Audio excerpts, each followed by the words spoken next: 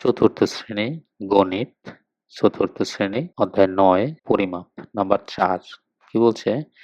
দীপু টেবিলের দৈর্ঘ্য প্রস্থ যথাক্রমে 52.7 এবং 43.6 সেন্টিমিটার। টেবিলের পরিসীমা কত? পরিসীমাটা আবার সেন্টিমিটার ও মিটারে প্রকাশ করতে বলছে। তোমরা কোশ্চেনটা বারবার পড়বে, যদি একবার বুঝতে না পারো তাহলে বারবার পড়বে। বলছে কি দীপু টেবিলের দৈর্ঘ্য ও প্রস্থ যথাক্রমে, মানে দৈর্ঘ্য ও প্রস্থ, দৈর্ঘ্য প্রস্থ যথাক্রমে মানে হলো যেটা আগে সেটা আগে। দৈর্ঘ্য 52.7 সেন্টিমিটার এবং প্রস্থ 43.6 সেন্টিমিটার। টেবিলের পরিসীমা কত? আমরা জানি পরিসীমার একটা সূত্র আছে। পরিসীমার সূত্র হলো কোনো আকৃতির বাহুগুলোর মোট দৈর্ঘ্য হলো ওই আকৃতির পরিসীমা। এটা একটা ছবি দিয়ে বুঝিয়ে দিই। একটা টেবিলটার দৈর্ঘ্য মানে লম্বা আর প্রস্থ মানে চওড়া। তো দৈর্ঘ্য বলছে কত? 52.7।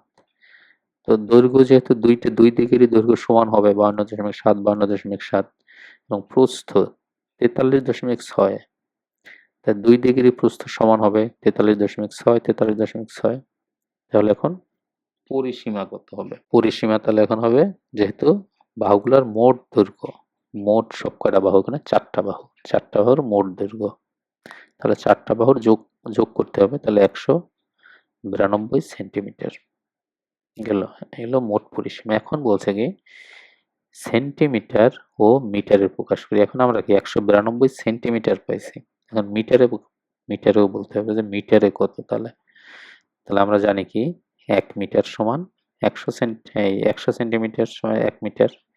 তাহলে এখানে আছে 192, তাহলে আমরা 192 কে 100 দিয়ে ভাগ দিই, তাহলে আসবে 1.92 মিটার।